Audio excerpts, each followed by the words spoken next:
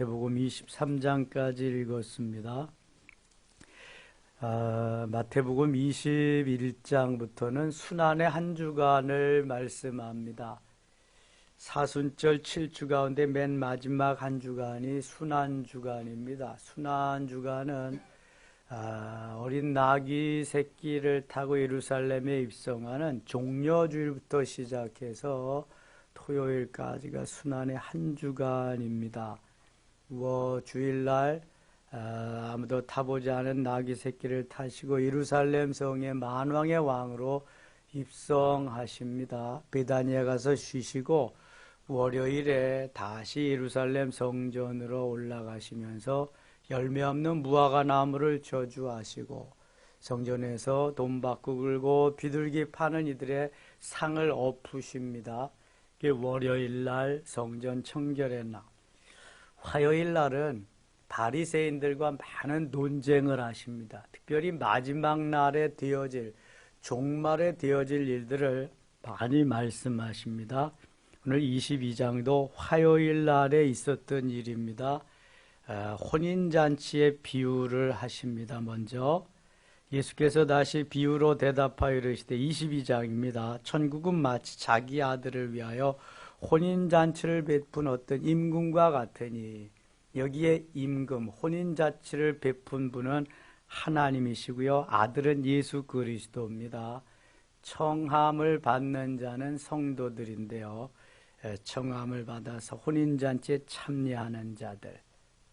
3절, 그 종들을 보내어 그 청한 사람들을 혼인잔치에 오라 하였나니 오기를 싫어하거늘, 잔치를 배설하고 오라고 청했는데 오기를 싫어했다.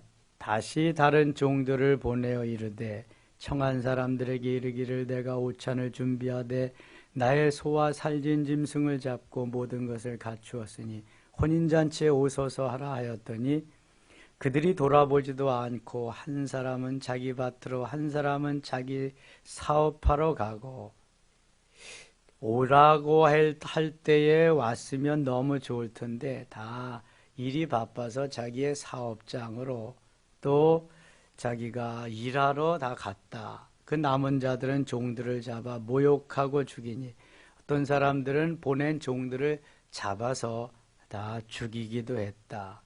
임금이 노하여 군대를 보내어 그 살인한 자들을 진멸하고 그 동네를 불살하고, 이에 종들에게 이르되 혼인잔치는 준비되었으나 청한 사람들은 합당하지 아니하니 네 거리 길에 가서 사람을 만났는 대로 혼인잔치에 청하여 오라 한대.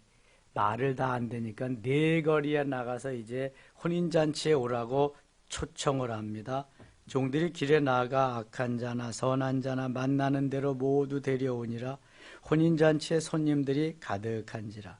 임금이 손님들을 보러 들어올세 거기서 예복을 입지 않은 한 사람을 보고 이르되 친구여 어찌하여 예복을 입지 않고 여기 들어왔느냐 하니 그가 아무 말도 못하거늘, 임금이 사환들에게 말하되 그 손발을 묶고 바깥 어두운 데에 내던지라. 거기서 슬피 울며 이를 갈게 되리라 하니라. 14절 같이 읽어요. 청함을 받은 자는 많되 택함을 입은 자는 적으니라. 주님이, 신랑 되시는 주님께서 우리에게 초청을 하지요. 수고하고 무거운 짐진 자들아 다 내게로 오라. 내가 너희를 쉬게 하리라. 그래서 거기에 초청받아서 오는 자들은 택함을 받은 자들입니다. 오지 않는 자는 청함을 받았으되 택함은 받지 못한 자들이죠. 우리가 전도하러 나가는 것은 택함 받은 자, 그 사람 만나러 가는 겁니다. 사도행전 13장 48절에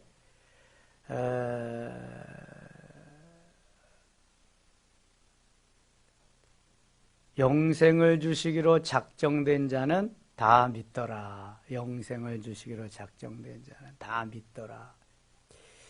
요새는 생각이 안 날 때가 가끔 있습니다. 이게 장절이 생각 안 날 때도 있고 구절이 생각 안 날 때도 있고, 영생을 주시기로 작정된 자가 택함을 받은 자입니다. 택함을 받은 자는 언젠가는 돌아오게 되어 있습니다. 그래서 우리가 찾으러 나가는 거예요. 99명 만났는데 거절을 했다. 근데 100명째 만난 사람은 너무 고마워하고 감사하고 그러는 거죠. 여기 예복을 입지 아니한 자는 준비가 되지 않은 자지요. 택함 받지 못한 자입니다. 그러면은 그 혼인 예식에 참여할 수가 없습니다. 신부로서 단장된 자라야 들어갈 수 있습니다. 이게 구체적으로 마태복음 25장에 나옵니다. 등에 기름을 준비한 슬기로운 5처녀와 기름을 준비하지 아니한 미련한 5처녀. 슬기로운 5처녀는 혼인 예식에 참여하고 미련한 5처녀는 들어가지 못합니다. 준비한 자만 그 자리에 혼인 예식 자리에 들어갈 수 있습니다. 택함을 받은 자 대 준비된 자. 그 다음에 세금에 대해서 말씀합니다. 17절 보세요. 그러면 당신의 생각에는 어떠한지 우리에게 이르소서. 가이사에게 세금을 바치는 것이 옳으니까 옳지 아니하니까 하니. 예수님 당시에는 유대 나라가 로마의 속국이었습니다. 로마의 지배를 받는 그러한 나라였지요. 그 당시에 로마의 황제가 가이사 시저입니다. 그 세금을 바쳐야 되느냐 말아야 되느냐 지금 옥신각신하고 바리새인들이 예수님을 넘어뜨리려고 지금 테스트 시험하고 있습니다. 18절 보세요. 예수께서 그들의 악함을 아시고 이르시되 세금을 내면 되는 건데 세금을 내는 것이 옳으니까 옳지 않습니까? 이렇게 묻는 거예요. 우리나라에 5가지 의무가 있습니다. 대한민국 사람이면은 해야 할 의무 조항. 뭐뭐 있어요? 생각나는 대로. 납세 의무, 그 다음에 국방의 의무, 근로, 교육. 4대 의무입니다. 4대 의무. 교육, 근로, 납세, 국방. 요새 국방의 의무를 잘 안 하려고 그거 어떤 종교예요? 여호와의 증인. 집총 거부하고. 그러니까 군대 안 가죠. 국기에 대한 경례도 안 하고. 근데 이놈의 국가에서, 죄송해요. 이 나라에서 그걸 합법화 시켜줬습니다. 양심적 병역 거부라고. 뭔 놈의 양심이야. 다. 누구든지 그러면 다 양심적으로 나 안 가겠다 그러면 누가 나라 지켜요? 그것도 뭐 1년 6개월밖에 이제 앞으로 안 할 텐데. 꼬박 옛날엔 3년씩 그냥 3년 반씩 다 했는데. 나라 누가 지키겠어요, 나라가. 참, 이거, 바른 법을 만들어가지고 올바른 법을 집행해야 되는데, 그래야 국민들이, 정의롭게 박탈감 느끼지 않고, 소외감 느끼지 않고, 그렇게 살 텐데, 지금 그 사회가, 정부가 그런 걸 잘 못하고 있는 것 같아요. 세금은 내야 됩니다. 그래야 국가를 운영할 수 있죠. 국가를 운영할 수. 너무 많이 세금을 또 착취하는 것도 나라가 정치를 잘못하는 거지만 잘 또 해서 국가가 살아갈 수 있도록 해야죠. 예수께서 그들의 악함을 아시고 이르시되 외식하는 자들아 어찌하여 나를 시험하느냐. 세금 낼 돈을 내게 보이라 하시니 데나리온 하나를 가져왔고, 데나리온은 어른들의 하루의 품삯이라 그랬습니다. 예수께서 말씀하시되 이 형상과 이 글이 누구의 것이냐. 21절 같이 읽겠습니다. 이르되 가이사의 것이니이다. 이에 이르시되 그런즉 가이사의 것은 가이사에게 하나님의 것은 하나님께 바치라 하시니. 가이사의 것은 세금은 세금대로, 하나님의 것은 하나님께, 예물은 헌금은 헌금대로 바쳐라. 어느 것도 소홀히 해서는 안 된다는 것을 말씀합니다. 세금을 내지 않고 그런 사람들 중에 부자들이 많답니다. 추적해 가면은 금괴를 갖다가 그냥 꼽붙여 놓고 있고요. 무슨 금은 보석들 사다 놓고요. 5만 원짜리를 그냥 다발로 해서 갖다 놓고, 그리고 또 세금은 안 내. 외제차 타면서 좋은 집에서 살면서. 그래서 국세청에서 추적하고 잡아내고 있는데도 그것도 한계가 있는 거죠. 스위스 은행에 갖다 놓고 뭐 막 세금은 세금대로 나라의 국민이면 그 나라의 백성이면 당연히 내야 된다. 우리도 그러니까 지금 이스라엘 백성들도 로마의 속국이지만 세금 내야 될 건 낸다. 가이사에게. 하나님 앞에 드릴 예물은 하나님 앞에 드려. 세금 낸다고 내가 하나님께 또 안 드리지 않으면 안 된다. 그거 가르쳐 주는 거예요. 그랬더니 22절 그들이 이 말씀을 듣고 놀랍게 여겨 예수를 떠나가니라. 어떤 거 한 가지만 하라고 그럴 줄 알았는데 예수님은 멋있게 둘 다 하라고 말씀을 하셨습니다. 네? 부활에 대해서 말씀합니다. 바리새인들은 부활을 인정하는데 사두개인들은 부활을 인정하지 않습니다. 부활이 없다는 사두개인들이 그날 예수께 와서 물어 이르되 형제가 7 있는데 마지가 죽으면 둘째, 셋째, 넷째, 7 다 그렇게 사는데 마지막 날에는 천국에 가서는 부활할 때는 누구의 아내가 되겠습니까? 이렇게 묻는 거예요. 그러니까 예수님이 뭐라 그러시냐면 29절 보세요. 예수께서 대답하여 이르시되 너희가 성경도 하나님의 능력도 알지 못하는 거로 오해하였도다. 30절 같이 읽겠습니다. 죽은 장가도 아니가고 시집도 아니가고 하늘에 있는 천사들과 같으니라. 부활 때는 장가도 시집도 아니고 하늘에 있는 천사와 같다. 천사는 육체를 가지고 있나요? 가지고 있지 않나요?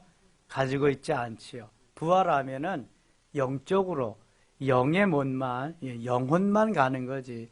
육체는 다시 흙으로 돌아가는 거예요. 부활체는 영의 몸이다. 천사와 같다. 그러니까 이 아내가 7 남편이 있었어도 누구의 아내가 되는 거 그런 거는 상관이 없다. 이제 영의 몸으로 그렇게 부활체로서 살아간다는 걸 가르쳐 주신 거예요. 31절 죽은 자의 부활을 논할지인데 하나님이 너에게 말씀하신 바 나는 아브라함의 하나님이요 이삭의 하나님 야곱의 하나님이로라 하신 것을 읽어보지 못하였느냐. 하나님은 죽은 자의 하나님이 아니요 살아있는 자의 하나님이시니라 하시니. 죽은 자의 하나님, 죽으면은 영혼만 하나님께 가서 하나님과 함께 영원히 있는데 너희가 주와 및 복음을 위해서 하나님의 영광을 위해서 육체가 살아있을 때 그때에 일할 수 있다. 그때에 하나님과 함께하는 하나님의 영광을 위해서 일할 수 있는 시기이다. 하나님은 살아있는 하나님의 백성들에게 관심이 있는 거예요. 죽으면 영원히 주님과 함께 같이 있는데요. 이 땅에 있을 때에 겉사람이 깨어지는 겉사람은 영혼을 담아놓는 그릇과 같다고 그랬습니다. 영혼은 그 그릇 속에 담겨있는 내용물입니다. 겉사람이 깨어지면은 영혼이 담겨 있을 수가 없기 때문에 영혼은 하나님 앞으로 천국으로 가게 되어 있습니다. 믿지 아니하면 어디로 갈까요? 지옥으로 가는 것입니다.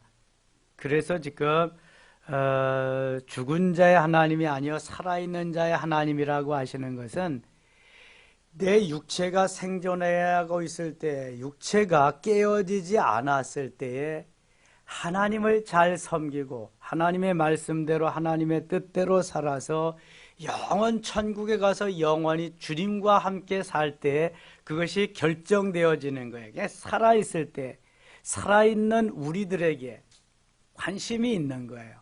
특별히 하나님의 자녀들에게 주님이 관심이 있는 거죠. 그래서 어떻게든지 잘 만들어서 하늘나라에 가서 영원히 주님의 크신 은혜를 받고 상급받는 그러한 면류관 받고 영원히 사는 삶으로 우리가 살아가기를 원하시는 거죠. 그래서 오늘도 이 새벽을 깨우며 주님 앞에 나와서 기도하며 하루를 출발하는 여러분들에게 하나님의 관심이 집중되어 있다고 하는 사실을 잊지 마세요. 다윗이 그렇게 바빠도 아침과 정오와 저녁에 기도했다고 하는 것은 하나님이 다윗을 얼마나 사랑하고 기뻐하시는가 하는 것을 알 수 있습니다. 죽은 자의 하나님이 아니에요. 산 자의 하나님. 산 자의 하나님도 하나님의 백성들, 예수 그리스도를 주로 고백하며 주의 이름으로 오늘도 살아가는 하나님의 백성들에게 관심이 있는 거예요. 네가 오늘도 나를 위해서, 주와 및 복음을 위해서 어떻게 살아가고 있느냐. 세상을 이기며 죄악을 이기며 환경을 이기고 사탄 마귀를 이기고 내 자신도 이기면서 나를 따라 살기로 몸부림치면서 그렇게 살아가고 있느냐. 관심이 우리에게 있는 거예요. 그래서 좋은 것으로, 더 좋은 것으로, 엄청나게 좋은 것으로 채워주시기를 원하셔서 훈련하고 연단하고 우리를 만들어 가시는 거죠. 멋진 클래스가 다른 하나님의 사람으로 만들고 싶어요. 요셉과 같이, 다니엘과 그의 세 친구와 같이, 모르드게와 에스더와 같이, 다윗과 같이 멋지게 만들기 위해서 그런 거죠.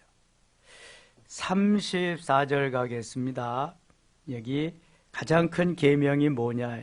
예수께서 사두개인들로 대답할 수 없게 하셨다함을 바리새인들이 듣고 모였는데 그 중에 한 율법사가 예수를 시험하여 묻되, 예수님을 시험했다. 선생님, 율법 중에서 어느 계명이 크니까?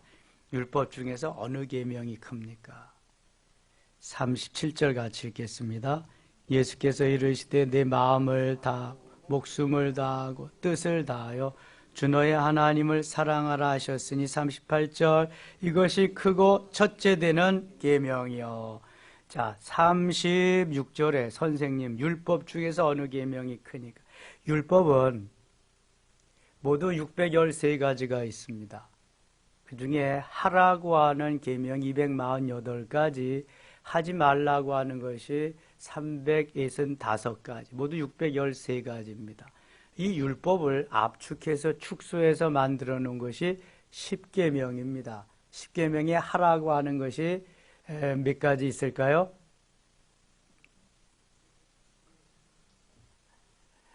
안식일을 기억하여 거룩하게 하라. 그 다음에 내 부모를 공경하라.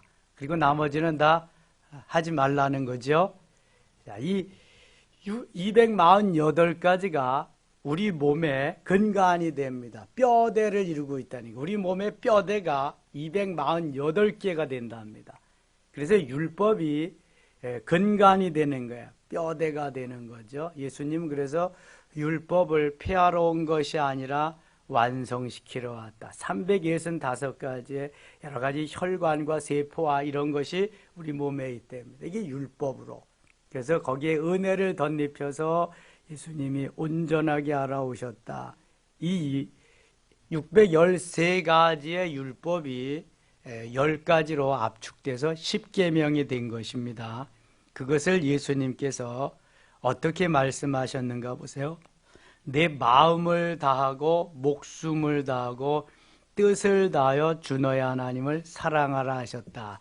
그러니까 율법을 압축하면은 10계명에 하나님 사랑과 이웃 사랑으로 압축할 수 있어요. 1계명부터 4계명까지는 하나님과 나와의 관계, 하나님 사랑. 5계명부터 10계명까지는 사람과 사람과의 관계, 나와 사람과의 관계, 이웃 사랑입니다. 자, 10계명을, 십자가를 보세요.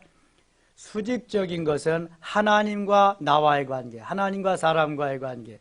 10계명에 1계명부터 4계명까지가 수직적인 십자가입니다. 그 다음에 5계명부터 10계명까지가 수평적인 10계명입니다. 여기에 10계명이 십자가에 다 들어 있습니다. 이 십자가는 희생도 의미하지만 십자가는 그리스도의 사랑을 의미하는 것입니다. 그래서 내 마음을 다하고 목숨을 다하고 뜻을 다하여 주 너의 하나님을 사랑하라 하셨으니 이것이 크고 첫째 되는 계명이다. 자, 마태복음 22장 37절은 십자가로 완성이 되는 겁니다. 저것만 보면은 다 나타날 수 있어요. 10계명이 십자가에 다 나타나 있는 겁니다. 자, 오늘 새벽에 잘 오셨네. 예? 그래서 저것만 바라보면 내가 어떻게 주님을 사랑해야 되는지, 하나님의 은혜 가운데 어떻게 살아가야 되는지 한마디로 알 수 있어요. 마태복음 22장 37절은 신명기 6장 5절을 예수님이 인용해서 말씀하신 겁니다. 신명기 6장 5절부터 9절까지가 쇠마입니다. 들으라. 이스라엘 백성들아 들으라. 너는 마음을 다하고 성품을 다하고 힘을 다하여 주 너의 하나님을 사랑하라. 이렇게 시작합니다. 쇠마. 그래서 자식들에게, 자녀들에게 부지런히 앉았을 때든지 일어날 때든지 길을 갈 때든지 누웠을 때든지 부지런히 가르치라 하면서 들으라. 쇠마의 말씀을 주신 거예요. 39절 둘째도 그와 같으니 내 이웃을 내 자신과 같이 사랑하라. 자, 십자가에 하나님 사랑, 이웃 사랑. 그렇죠? 하나님 사랑은 마음을 다하고 목숨을 다하고 뜻을 다해서 해라. 둘째는 이와 같은 네 이웃을 전에 성경은 네 몸과 같이 사랑하라 그랬는데 이제 개역 개정판은 내 자신과 같이 사랑하라. 내가 내 자신을, 내가 내 몸을, 내가 너를 사랑한 것과 같이 이웃도 그렇게 사랑하라 그러는 거예요. 이웃도. 그러니까 하나님 사랑, 이웃 사랑이 늘 병행되어져야 함을 말씀하는. 이웃이 늘 왼수 같으면 어떻게 살겠어요? 이웃도 내 몸과 같이, 내 자신과 같이 사랑하며 살아야 된다. 40절 이 두 계명이 온 율법과 선지자의 강령이다. 23장 가겠습니다. 23장. 서기관과 바리새인들을 이제 예수님이 꾸짖으십니다. 말만 잘하고 행함이 없기 때문에 그렇습니다. 이에 예수께서 무리와 제자들에게 말씀하여 이르시되 서기관들과 바리새인들이 모세의 자리에 앉았으니 그러므로 무엇이든지 그들이 말하는 바를 행하고 지키되 그들이 하는 행위는 본받지 말라. 그들은 말만 하고 행하지 아니하며 입만 무성하고 열매가 없다. 입만 무성하고 열매가 없다. 자, 먼저 얘기한 입만 무성한 것은 나무에 입만 무성하고 나무가 이렇게 퍼는데 열매가 없는 것. 그 다음에 입만 무성한 건 여기 스피커, 요 입만 무성해서 말만 잘하고 내적으로 행함 있는 열매가 없는 걸 말하는 거예요. 나무에 입만 무성한 거나 우리 인생에 말만 잘하고 입만 스피커만 잘 떠벌리는 말만 잘하는 입만 무성한 거나 아주 비스무려야 합니다. 바리새인들이 그랬다는 거예요. 말은 잘하는데 행함이 없으니까 열매가 없습니다. 열매가. 4절 보세요. 또 무거운 짐을 묶고 사람의 어깨에 지우되 자기는 이것을 한 손가락으로 움직이려 하지 아니하. 말로만 하는 거지. 야, 까딱 손으로 까딱 이렇게 손만 까딱까딱 한다는 거예요. 행함이 전혀 없다는 거죠.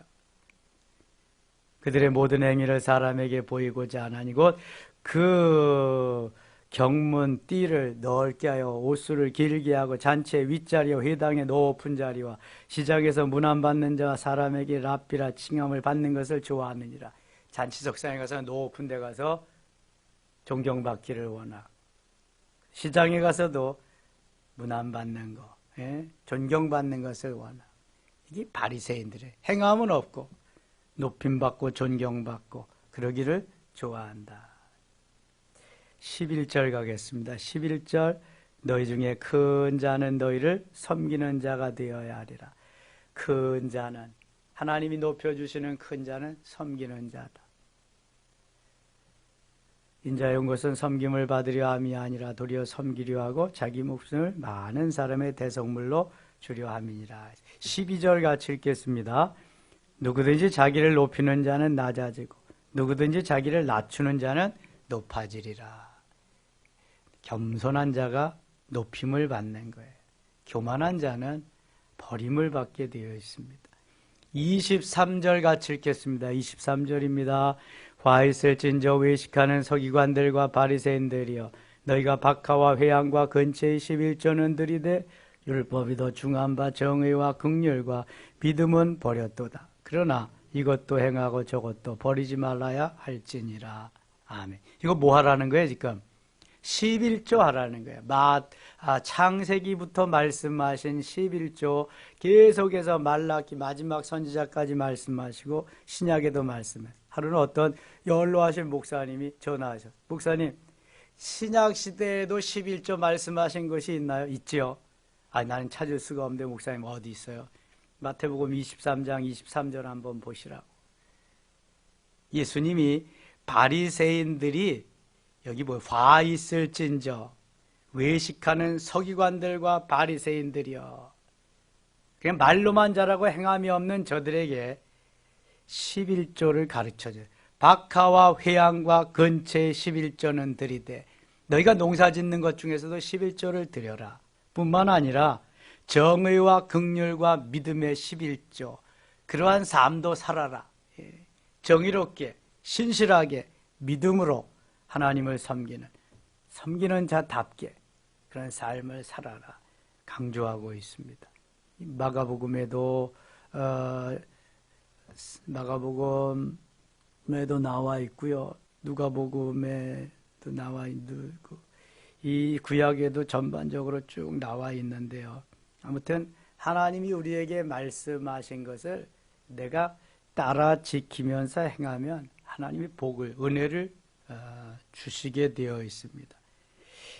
28절 보세요. 이와 같이 너희도 겉으로는 사람에게 옳게 보이되 안으로는 외식과 불법이 가득하도다. 외식하는 바리새인과 같은 삶을 살아서는 안 된다는 거예요. 오늘도 하나님 우리에게 하루 주셨습니다. 믿음으로 반응하면서 순종할 때 역사가 일어납니다. 바리새인들은 책망받아 마땅합니다. 입만 무성했기 때문에, 말만 잘했기 때문입니다. 우리도 이제는 실천하면서 행동으로 옮기면서 하나님을 기쁘시게 해드리는 저희 삶이 되어야 할 줄 믿습니다. 저는 잠깐 기도하다가 목사 찬양단 연습하러 가겠습니다. 제가 새벽 기도하다가 좀 일찍 가는 날은 목사님 연습하러 가셨구나, 이제 그런지 알면 됩니다. 기도하겠습니다. 아버지 하나님 고맙습니다. 오늘도 함께 하시고 도우셔서 주 앞에 나와서 기도로, 말씀으로, 은혜로 이제 채우고 하루를 출발합니다. 역사하시옵소서. 은혜 주시옵소서. 열매 맺는 우리의 삶이 되게 하시옵소서. 이 가을에 하나님, 환절기에 어르신들 건강을 지키시고 우리 모두에게 영육간의 강건함을 주시옵소서. 예수님 이름으로 기도드리옵나이다. 아멘.